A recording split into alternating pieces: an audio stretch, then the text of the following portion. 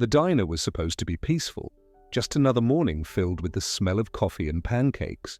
But when a group of bikers stormed in, laughter turned to fear, and no one dared to speak, except one boy, a quiet kid who didn't look like much, but what he did next, no one in that diner would ever forget. Because sometimes heroes don't wear badges or capes. They just stand up when no one else will. What happened that day would not only silence the bikers, but change an entire town forever. The comforting aroma of sizzling bacon and fresh coffee filled the Route 78 diner, a small, cozy roadside haven tucked deep in rural Georgia. It was one of those places where time seemed to slow down, where truckers, families, and locals came together every morning under the same flickering neon sign. The gentle clinking of plates, the faint hum of conversation, and the occasional ring of the kitchen bell painted the usual soundtrack of peace. But today, something in the air was different. In the corner booth, near the window, sat Malik Johnson, a quiet 16-year-old black teenager in a faded grey sweatshirt and worn-out jeans. His posture was calm, his face expressionless, his gaze lost in the view outside. To anyone watching, he was just another kid killing time over fries and soda. But Malik was far from ordinary. Behind those calm eyes lived a young man forged by discipline and strength. He was a former member of the Army Cadet Program, trained in combat, strategy, and leadership. His small silver badge, pinned discreetly on his sweatshirt pocket, carried more weight than anyone around him could guess. To his community, Malik wasn't just a teenager. He was a quiet protector, a mentor who helped kids avoid the dark paths waiting just outside their neighborhoods. He didn't seek attention. He didn't chase glory. He simply did what was right. As Malik sipped his drink, the diner door suddenly creaked open. The warm chatter died instantly. 5 burly men walked in, their heavy boots echoing on the wooden floor like thunder. Their leather jackets covered with flaming skulls and the words "Iron Claws" announced trouble long before their smirks did. They weren't locals. They were predators looking for prey. The leader, a tall, broad man with a scar slicing down his cheek, scanned the room with an icy stare. His name was Travis Cole, and everyone in Georgia's small towns knew who he was. A man with no patience, no conscience, and no respect for anyone who wasn't like him. His gang spread fear wherever they went. And now, they had just found a new playground. The diner fell into a terrified hush. An elderly couple looked down at their plates. A mother pulled her child closer. Even Ruby, the middle-aged waitress who had worked there for 2 decades, froze in place, her cheerful smile replaced by quiet panic. Travis sneered, brushing dust off his jacket. "Well, look at this," he said loudly, his voice dripping with arrogance. "A nice little farmhouse full of scared faces. What do you say, boys? Let's have some fun." His men snickered cruelly. One of them, a tattooed man with a skull inked on his neck, sauntered over to a nearby customer and accidentally knocked over his hot coffee. Crash. "Oops," the man mocked, grinning. "Guess you'll need another cup, huh?" The laughter that followed was sharp and ugly. Ruby tried to hold her composure as she stepped forward, clutching her notepad. "Well, what can I get you fellas today?" she asked softly, her voice trembling. They ignored her. Travis's attention had shifted to a young mother sitting at the back with 2 small children. The little boy's eyes widened as the biker leader approached. He whimpered and buried his face into his mother's arms. Travis leaned in close, smirking. "Oh, what's wrong, little man?" "Don't worry. Mommy's going to protect you, right?" His words dripped with mockery as the gang burst into laughter again. The woman's hands shook. No one dared move except Malik. He had been watching through the reflection in the diner window, his expression unreadable. He placed his glass down, slowly stood up, and turned. "Leave them alone," Malik said, his tone calm, but his voice carried across the room like steel. Every head turned toward him. The laughter died. Even the air seemed to hold its breath. Travis blinked, then barked out a cruel laugh. "What did you just say, kid?" He sneered, walking toward Malik's booth. "You got a death wish or something?" Malik didn't flinch. "I said, leave them alone," he repeated, eyes steady. "You've already had enough fun." Travis's smile faded.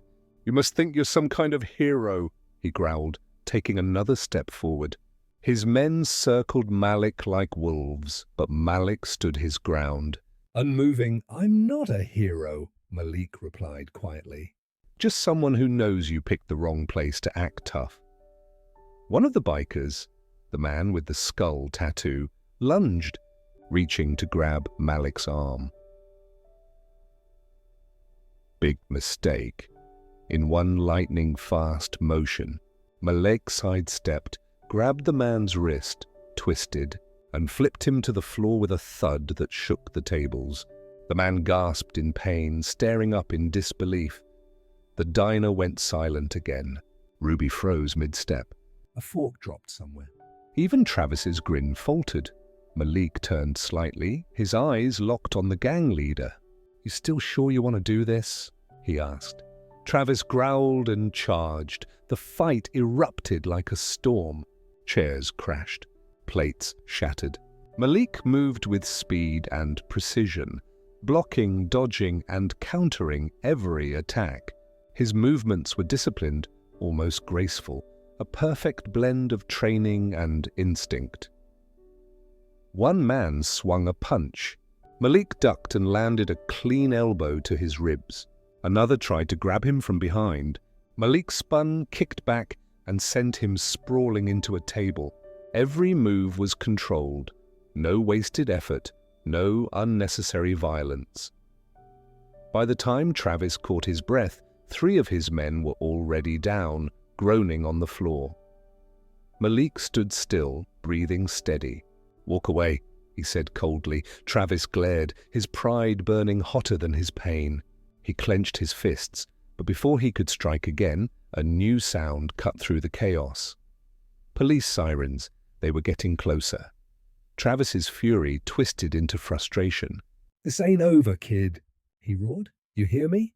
"We'll be back for you." Malik's lips curled into a small, confident smile. "Only if you're stupid enough to try again." The gang bolted for the door, boots stomping as they vanished into the parking lot just as the sirens grew louder. Inside, the diner erupted, but not in fear, but in applause. People cheered. Some clapped. Ruby's eyes welled with tears of relief. Malik, however, simply walked back to his seat, lifted his glass of soda, and took a slow sip, like nothing had happened. Ruby approached him, still trembling, but this time with gratitude. That was something, kid," she said, placing a fresh slice of pie in front of him. "On the house." "You saved us all today," Malik smiled faintly. "Just doing what anyone should have done," he replied softly. He ate quietly while the diner slowly returned to normal. But the peace didn't last long.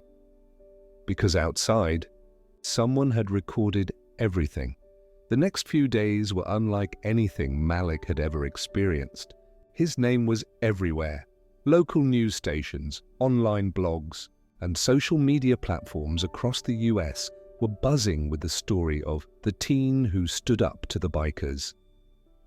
At first, Malik felt overwhelmed. He wasn't used to the attention. Every time he stepped outside, someone recognized him. Some wanted pictures, others thanked him for what he did. But deep inside, Malik knew his mission wasn't about fame, it was about change. Still, not everyone saw it that way. Some people online twisted the story, calling him lucky or saying he staged the whole thing. But Malik ignored the noise. He focused on the community center, helping kids who reminded him of himself. Young, determined, and often underestimated. One evening, as the sun dipped behind the Georgia hills, Malik stayed late at the center. He was cleaning up when the door creaked open. Standing there was someone he never expected to see again. Travis Cole. The same man who had once terrorized a diner now looked like a shadow of his former self. His eyes were tired, his jacket gone, his voice trembling slightly as he spoke. "I'm not here to fight, kid. I came to make things right." Malik stayed silent, studying him. Travis took a deep breath and continued, "I watched that video over and over. You could have hurt me. But you didn't. You stood your ground. You made me realize I've been running from myself." He reached into his pocket and pulled out a small, worn photograph, a boy, maybe 10 years old, smiling brightly. "That's my son, Jake. I don't want him to grow up thinking his father's a monster." Malik's expression softened. For the first time, he saw not the biker, but the man behind the mask. "It's not too late," Malik said quietly. "If you really want to change, I'll help you." That night marked the beginning of something no one could have predicted. Over the next few weeks, Malik and Travis worked side by side at the community center. Travis started small, fixing bikes, repainting walls, helping with food drives. At first, people were skeptical. Some didn't want him there, but Malik stood by him. "Everyone deserves a second chance," Malik told them. Soon, other former gang members began showing up. Curious, hesitant, but willing to try. The same men who once rode through town spreading fear were now helping clean parks and deliver food to struggling families. The transformation was slow, but it was real. The iron claws, once a symbol of intimidation, were now becoming a symbol of redemption. Months passed, and the small Georgia town began to change. The diner, once filled with tension, became a meeting spot for community projects. The streets that used to echo with engines and shouts now rang with children's laughter. Then one afternoon, Ruby, the kind-hearted waitress from the diner, organized a surprise event at the community center. The whole town gathered there. When Malik arrived, he was greeted with applause. On stage stood Travis, Ruby, and Mr. Henderson. "Malik," said Mr. Henderson, his voice filled with pride, "you've given this town something we lost. Hope. You turned a fight into a movement, and for that, we honor you." He handed Malik a wooden plaque that read, "Leader of Hope, for courage, compassion, and change." The crowd erupted in cheers, but Malik simply smiled humbly. "This isn't about me," he said. "It's about what happens when people stand together instead of apart." That night, as he walked home, Malik passed the diner where it had all begun. He paused by the window, looking inside, Ruby laughing with customers, the tables full, the world peaceful again. He smiled, because he knew this was just the beginning. The night sky hung over the quiet Georgia town like a velvet curtain sprinkled with silver stars. The streets were calm now, no roaring engines, no shouting, no fear, just peace. Malik walked slowly down the same road where he'd once seen chaos. His hoodie brushed against the cool evening breeze as he glanced at the faint glow of the Route 78 diner in the distance. It was hard to believe that everything, the fight, the fear, the change, had all started there. Inside, Ruby was closing up for the night. She noticed Malik through the window and waved with a warm smile, the kind that said thank you without words. Malik smiled back and kept walking, his footsteps echoing softly on the pavement. He reached the small bridge overlooking the river, the place he often came to think. The water shimmered beneath the moonlight, flowing gently like time itself. As Malik leaned on the railing, his phone buzzed. "It was a message from Travis. We did it, kid. The last of the iron claws are out. We're clean. Thanks for giving me a reason to change." Malik stared at the message for a long moment, then typed back a simple reply. "You gave yourself that reason." He slipped the phone into his pocket and looked at the night sky again. Somewhere deep inside he felt peace. Not the kind that comes from victory, but the kind that comes from knowing you did the right thing. He remembered his days in the Army Cadet program, the lessons about courage, discipline, and empathy. But tonight, he realized something those lessons never taught him. Real strength isn't in how hard you hit, it's in how much you heal. From that day forward, the story of Malik Johnson spread far beyond Georgia. News channels called it the Diner Redemption. Documentaries were made. Schools invited Malik to speak about forgiveness and courage. And every time he stood before a crowd, he didn't talk about the fight. He talked about the change, about how a single act of bravery could echo through an entire community, about how standing up once could lift hundreds. Months later, a small boy walked into the community center holding his father's hand. It was Jake, Travis's son. He ran up to Malik with a grin. "My dad says you're the bravest man he's ever met." Malik knelt down, smiling gently. "Your dad's the brave one, Jake." He chose to change. And in that moment, surrounded by laughter, second chances, and a community reborn, Malik realized something profound. Sometimes you don't just fight to defend. you fight to inspire. In a world where hate spreads faster than kindness, sometimes all it takes is one quiet act of courage to change everything. Malik didn't fight for fame, he fought for peace. And peace, once planted, grows in the hearts of those brave enough to believe. In a world divided by hate and fear, one act of courage can spark a lifetime of change. This was Blacktail Stories, where every shadow hides a lesson worth remembering. If this story moved you, don't let it fade away. Subscribe to Blacktail Stories for more powerful life tales and emotional journeys that stay with you long after the screen goes dark. Like, comment, and share. Because every story deserves to be heard, and some deserve to be remembered forever.